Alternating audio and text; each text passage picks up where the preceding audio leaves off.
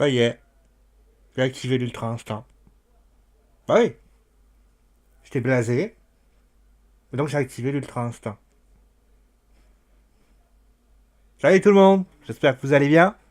Alors je viens de vous regarder l'épisode 128 de Dragon Ball Super. Donc il en reste 3 ou 4, je sais même plus. Hein, j'ai arrêté de compter au bout d'un moment. Et c'est l'épisode. Alors je sais ce que... Alors je préfère déjà le signaler, je préfère déjà commencer par ça. Oui, j'ai pas aimé. C'est pas la peine de m'insulter, je n'ai pas aimé. Et si tu n'es pas d'accord avec moi sur le fait que je n'ai pas aimé cet épisode, et que tu es supposé avoir un avis qui n'est supposé constructif, trace ta route. Rentre chez toi. Va, je sais pas, va acheter des trucs. On est dimanche, il fait beau, j'ai vu derrière. Fais quelque chose, mais voilà. Parce que, vous savez, moi je suis quelqu'un de naturellement optimiste. J'ai souvent dit, bon allez, ils ont fait cette connerie là, mais c'est pas grave. C'est un peu comme ça la WWE, hein. Je me dis, bon, il peut pas tomber plus bas, et bah finalement il tombe plus bas. Mais bon, à la WWE finalement c'est assez inégal. Mais alors là, je me pose la question, mais qu'est-ce qui vous est passé par la tête, la Toei Animation? C'est l'épisode. Alors, vous savez, alors, je vais détailler pourquoi je dis ça, mais c'est un épisode, j'ai jamais vu un épisode aussi nul que celui-là. Alors, vous allez me dire, oui, mais attention, je suis pas d'accord. Quand il y a les épisodes un petit peu où ils font les cons, oui, mais c'est voulu. C'est voulu. C'est-à-dire que là, on sait que c'est voulu. Bon, quand Sangoku dit une connerie en disant ouais, il faut manger plein de Sanzu parce qu'après on va être immortel. Oui, c'est con, oui, parce que oui. Mais au moins, c'est voulu. Attendez, je vais baisser un peu parce que là, le Dragon Ball Super est un peu gros. Attendez, voilà, ce qui fait un peu gros et là j'ai l'impression d'avoir de le biffer dans le nez. Mais c'est voulu. Mais alors là, le côté dramatique, le côté, voilà, c'est un pathétique. C'est le nom du tuto, pathétique. C'est tellement pathétique. Alors, bien sûr, je vais revenir. Alors, vous allez voir, hein, je vais pas très très long au niveau de cette review. C'est pathétique parce que, regardez, je vais expliquer pourquoi. On est d'accord que là, on est pratiquement à la fin de la série. C'est fini. Je veux dire, on doit être dans les 3 ou 4 derniers épisodes. C'est les épisodes où tu te dis que là, ça peut que monter crescendo. Il peut y avoir que des trucs de ouf. Dans le dernier épisode, on avait le sacrifice de C17, qui était vraiment un moment très important. Ils n'en ont pas... Alors, je parle même pas du petit flashback de Sangoku. Ils n'en ont pas fait référence, ne serait-ce qu'un instant. Ah oui, excusez-moi, pardon, j'ai oublié. Jelen qui fait... Ouais, sacrifier, c'est fait pour les faibles, non. À part ces 2 moments, j'ai pas eu un moment où ils étaient tristes. Moi, je m'attendais à ce que, voilà, dans le public, ça fait chier quand même de voir C17 se faire éliminer. Que ce Vegeta, non pas en fasse pas référence, mais qu'au moins, il puisse se dire, mais il y a rien eu de ça. C17 a été éliminé, maintenant on passe à autre chose. Putain, quand Sangoku se sacrifie, ce qui peut être apparenté à la même chose, hein, Sangoku se sacrifie pour éliminer Cell. Tu passes pas d'un instant où tout va bien, la vie est belle, etc. À un moment de détresse, bon, bah voilà, tout va bien. Non. T'as un moment donné où Sangohan y pleure, où Krillin est en train de regarder Sangoku, Sangohan, en train de le réconforter. Y a rien eu de ça. Y a rien eu de ça, c'est limite, les choses sont passées comme ça. Bah ouais, c'est parfait, allez, il a été éliminé. Pathétique. Déjà, ça c'est un premier pathétique. Le deuxième, alors là, alors je sais ce que vous allez me dire. Ouais, mais Sio, t'as vu Vegeta, il a pas baissé les bras. Mais ça fait depuis le début de Dragon Ball Z qu'il est comme ça. Il ne nous a pas inventé un nouveau Vegeta. Il est fier depuis le premier épisode, depuis le moment où on l'a vu la première fois. C'est un homme qui est fier d'être Saiyajin. En plus, il en fait référence tout le temps dans DBS, et notamment dans les derniers épisodes où il te parle de fierté, où il te dit que la fierté d'un Saiyan, c'est ce qu'il y a de plus important, etc., etc. Oui, mais le problème, c'est qu'on devait avoir une sorte d'émotion, une sorte d'empathie. On se dit, ce gars-là qui a tout donné, eh ben, au moins, eh ben, j'aurais aimé une dernière attaque. On sait que ça... Peut-être que ça n'aurait pas marché, mais au moins une dernière attaque, une sortie à la hauteur du standing qu'il était lui. J'aurais préféré comme face à Topo, qu'il se fasse exploser, que ça marche pas, et au moins on se serait dit, au moins il a fait un truc exceptionnel, sachant qu'il ne fait référence tout le temps qu'à ces choses-là. Il parle du fait que Kiabe, la promesse de Kiabe, il parle de sa fierté de Saiyajin, il parle de tout ça. Mais le mec, au niveau des gestes, il se fait casser la gueule quasiment tout le temps. C'est limite si vous aviez pas un match entre Krillin et Jiren.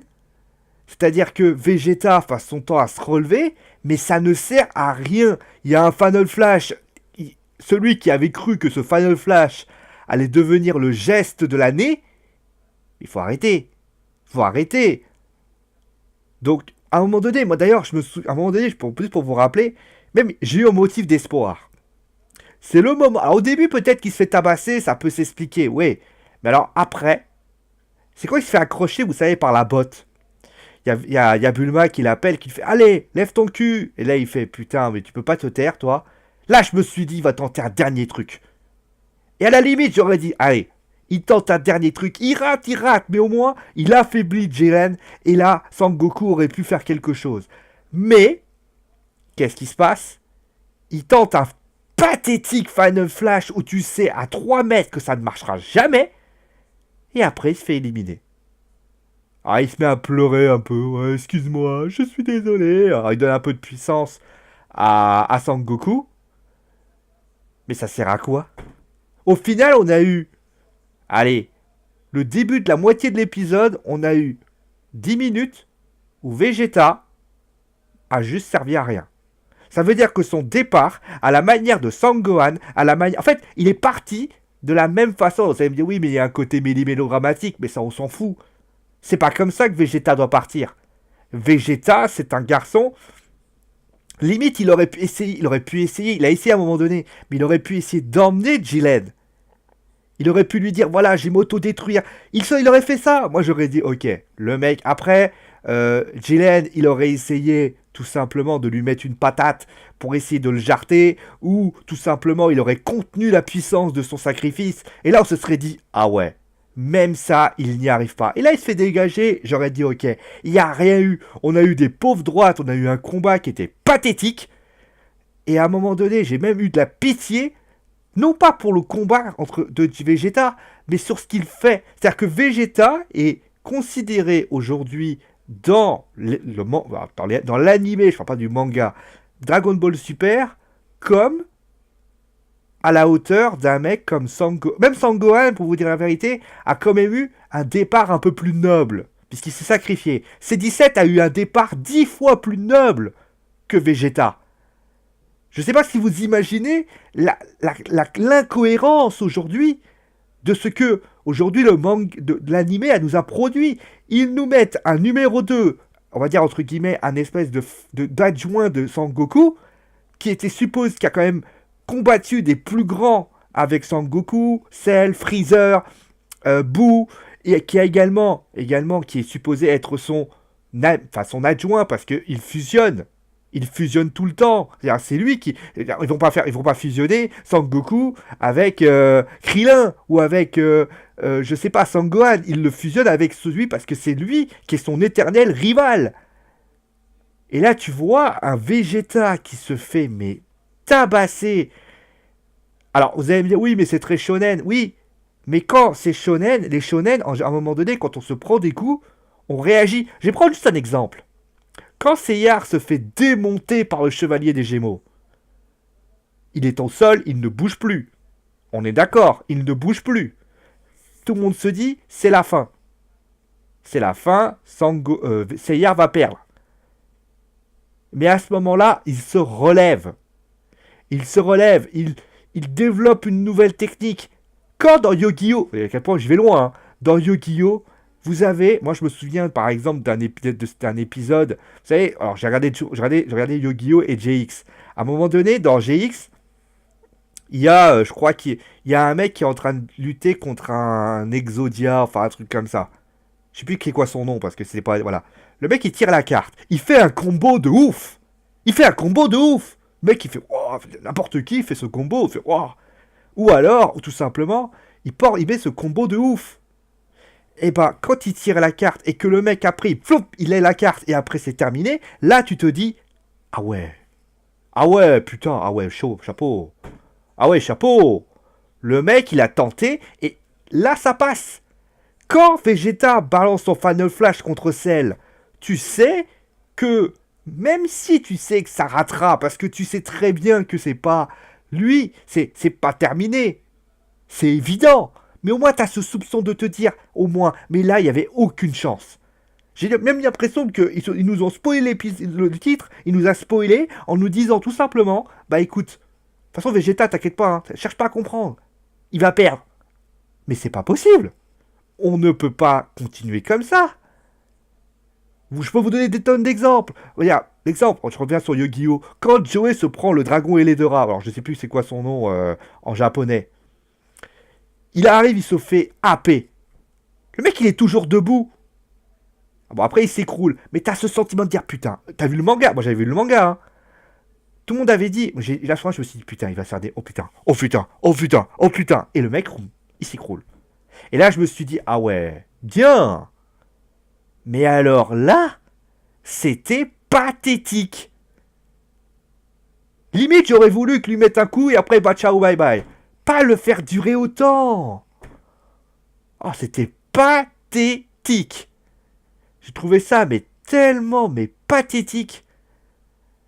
Ah, mais alors après, parce que voilà, après il se fait éliminer.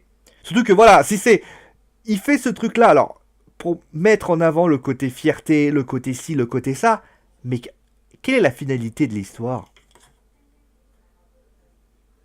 T'es spectateur, tu vois ça. T'as une Alors, peut-être qu'un enfant va peut-être dire non, Vegeta, te fais pas frapper. Mais, aux dernières nouvelles, Dragon Ball, certes, c'est pour les enfants. J'en suis un. Mais aux dernières nouvelles, il est fait aussi pour tous les grands nostalgiques de DBZ.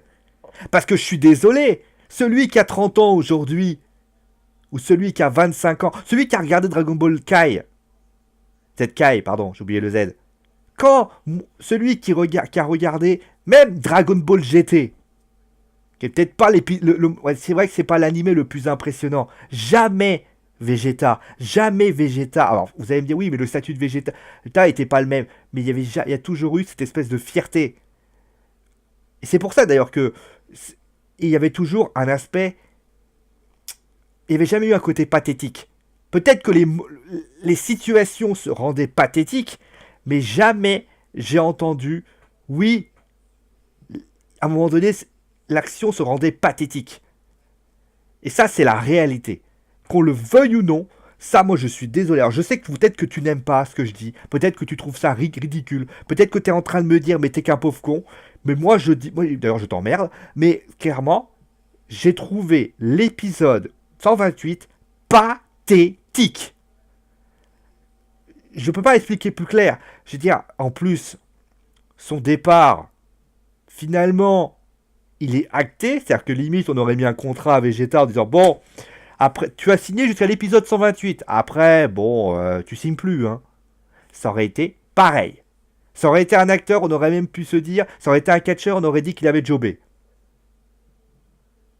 Ça aurait été John Cena qui se faisait démonter par Brock Lesnar. Je suis désolé. Ça, pour moi, c'est inadmissible. Et en plus de ça, tu as... Alors, ça, c'est encore plus beau. Tu as le remake 2 qui part après. Parce que le mec envoie sa boule à Sangoku. Tu te dis à ce moment-là, bon, peut-être qu'il n'a pas réussi, mais au moins il va donner quelque chose à Sangoku. Eh ben non. Alors peut-être que dans l'épisode prochain, peut-être que finalement il va réussir à développer, cette boule aura une incidence, on va l'expliquer. Parce que pour moi, expliquer comme ça, c'est juste, je t'ai donné de la puissance. Un peu à la manière de, par exemple, je peux plus gagner, bah, je te transfère ma puissance pour que tu puisses gagner. Ce qui peut justifier aussi. Mais, à l'heure actuelle, c'est pas ce qu'il nous a expliqué. Si là, dans l'épisode prochain, on nous explique que Sangoku maîtrise l'Ultra Instinct parce que Vegeta a donné sa partie Ultra Instinct, déjà, alors, ça va peut-être me justifier, mais ça me justifiera pas quelque chose. C'est que, à un moment donné, je l'avais expliqué, les deux ont décidé de prendre deux voies différentes. Vegeta a décidé de développer le Super Saiyajin Blue, l'autre côté, l'autre il veut développer l'Ultra Instinct. Et finalement, en plus de ça, sa puissance, c'est pour faire devenir Super Saiyajin Blue, puisqu'il redevient. Mais finalement, ça dure même pas. C'est-à-dire que c'est une espèce de d'espoir, mais on se dit, mais what? C'est quoi cet espoir à 2 balles là? Et alors, je vais revenir sur l'Ultra Instinct parce que voilà, le petit truc que j'ai fait en début de petite vidéo, c'est pas pour embêter le monde et pas pour faire ridicule, mais c'est typiquement ça. L'Ultra Instinct, en fait, c'est un gadget qui se produit toujours de la même façon. C'est-à-dire que l'Ultra Instinct, c'est quelque chose, il va frapper, l'éliminer, et là, flom. Parce qu'il est épuisé, parce que ci, parce que ça. Non. On pouvait pas essayer de faire autre chose. On n'aurait pas pu, peut-être, alors la posture est la même. On n'aurait pas pu, je sais pas, voir Sangoku éveillé. Alors, il a ce petit flashback des Coucou, coucou, coucou, Oto-san, longtemps. Ah, parce que avant, il faisait pas référence à ça, donc il ne maîtrisait pas l'Ultra Instinct. Vous m'expliquez là, parce que là, j'ai du mal. Si vous avez des explications, je suis prêt à les entendre. Mais moi, j'ai encore trouvé ça pathétique. Parce que c'est toujours la même chose. Alors vous allez me dire, oui, mais, pardon, Sio. Quand Vegeta se transforme en Super Saiyajin, quand ils se transforment tous en Super Saiyajin la première fois, c'est la colère. Oui, mais c'est l'élément déclencheur. Ce qui fait que, par exemple, je vais vous donner, voilà. Vous prenez par exemple la transformation de Sangohan en SCJ2, le premier.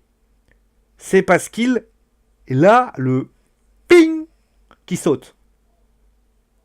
Ça, le truc qui ping sort par l'Ultra Instinct, c'est tout simplement que en fait, ils ont fait une espèce de Sangohan SSJ2, mais comme on l'a vu déjà une fois, puis on l'a vu déjà 2 fois, qu'il fait la même posture, la première fois qu'il atterrit, c'est déjà plus classe. La deuxième fois, tu vois, bon, ok, il réagit, il est épuisé, ok. Mais la troisième fois, explique-moi. Là, aujourd'hui, expliquez-moi ce qu'il y a de différent entre le deuxième fois et la troisième fois. En plus, il met une droite à Jiren. Jiren, limite, il lui crache les poumons. Moi, je me pose cette question. Alors après, on va me dire, oui, peut-être qu'il l'a maîtrisé, peut-être qu'il l'a pas maîtrisé. Bah, oui et non.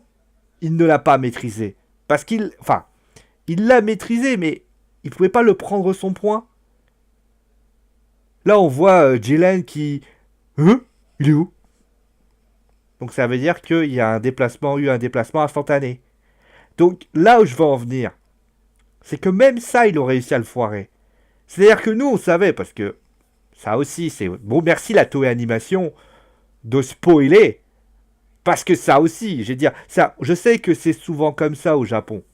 Les Super Sentai le font. Tous les mangas le font. Mais quand tu vois Sangoku est parti en Ultra Instinct, bah tu sais déjà que Sangoku sera pas éliminé. Donc c'est pas la peine de faire un espèce de système dramatique. Parce que moi je vais vous expliquer comment ça se passe. Alors vous allez me dire oui mais quand, excuse-moi Sio, quand tu regardais une série télé, genre Stargate, j'aimais bien. Ou alors un truc qui... Voilà, par exemple, je sais pas, quand tu regardais un manga, un animé, t'avais le résumé des différents épisodes de la semaine. Aux dernières nouvelles, tu savais ce qui allait se passer le lendemain. J'ai envie de dire oui, l'argument tient. C'est vrai. Je savais ce qui se passait le lendemain. Mais la mise en scène, je ne savais pas comment ça se passait. Parce que tu peux m'expliquer. Je vais vous donner un exemple. Prenons juste la scène. Prenons juste la scène. Et essayons de la rendre plus intéressante. Parce que ce qu'il faut pour qu'une scène soit bonne, c'est qu'elle, même si on la connaît la scène, parce qu'on sait tous que Sangoku va pas se faire éliminer, au moins, moi ce que j'aurais aimé, c'est qu'il y ait un côté, c'est qu'elle soit mieux faite. C'est-à-dire, je vais prendre un exemple. Admettons, il est à deux doigts de... Alors voilà, on va prendre là ce moment où il a deux doigts de se faire éliminer.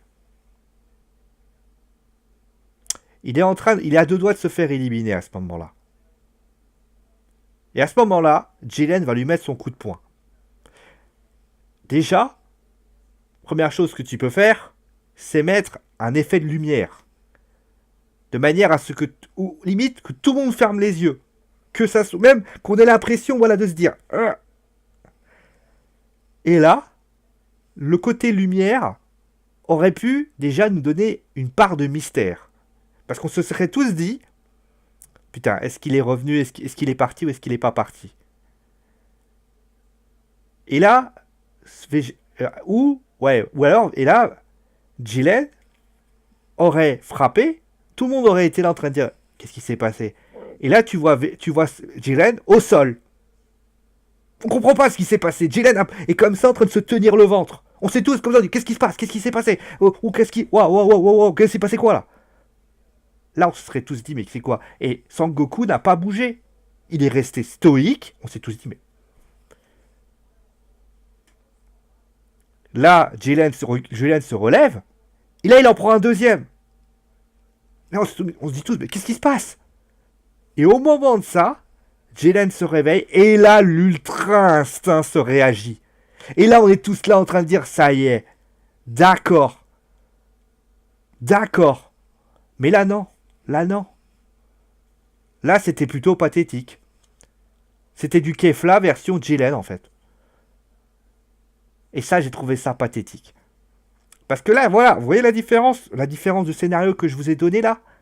Je vous ai pas donné un truc de ouf. Je vous ai juste dit, gardons... Voilà, et même si on est au courant que Sangoku va passer à éliminer, nous, dans notre tête, on se dit, putain, qu'est-ce qui s'est passé? Qu'est-ce qui s'est passé?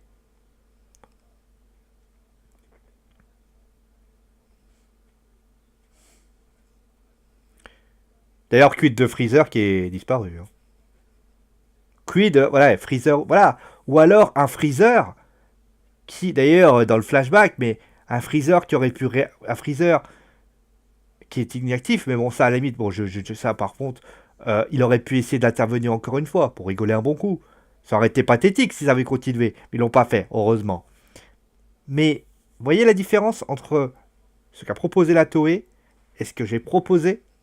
Je suis pas en train de dire que ce que j'ai proposé est ce qu'il y a de meilleur. Mais en modifiant légèrement la mise en scène, on donne une mise en scène plus intéressante. On est plus là en train de dire, d'accord, je comprends là où tu vas en venir. Tu as voulu mettre, voilà, et là, et c'est pas en mettant des, non, que ça change. Je vais prendre un exemple. Quand Sangohan et Cell font ça, on est tous d'accord que Sangohan va gagner. On est tous d'accord, à un moment donné, celui qui dit que Sangohan va perdre, parce que tu as tous les ingrédients qui sont là. On sent que c'est le combat, c'est la force de deux boules de feu qui sont en train de s'affronter. Mais pourquoi ça crée une émulsion? Une émulation, pardon. Parce que tu as Sangoku qui est derrière en train de lui parler tout le temps. Parce que Sangohan est affaibli, mais Sangohan développe de l'énergie encore. Parce que t'as tous les mecs derrière en train de lui mettre des coups derrière avec Vegeta qui met un fan de flash. Donc, nous, dans notre tête, on voit surtout cet aspect boule de feu qui bouge. Ça va à gauche, ça va à droite, ça va à gauche. Et là, t'es comme ça en train de te dire, putain, mon Dieu, va pas à gauche, va pas à droite, va pas à droite, va pas à droite. On sait qu'il va perdre Cell. C'est obligé, puisque, bien évidemment, si Cell gagne, Dragon Ball a perdu. Mais là, t'es comme ça en train de dire putain, merde, non, va pas à droite. Et c'est ça la réalité. C'est comme quand tu regardes un match de foot. Un match de foot contre un Real PSG, si t'es parisien, bien évidemment que tu ne veux pas que le Real à droite.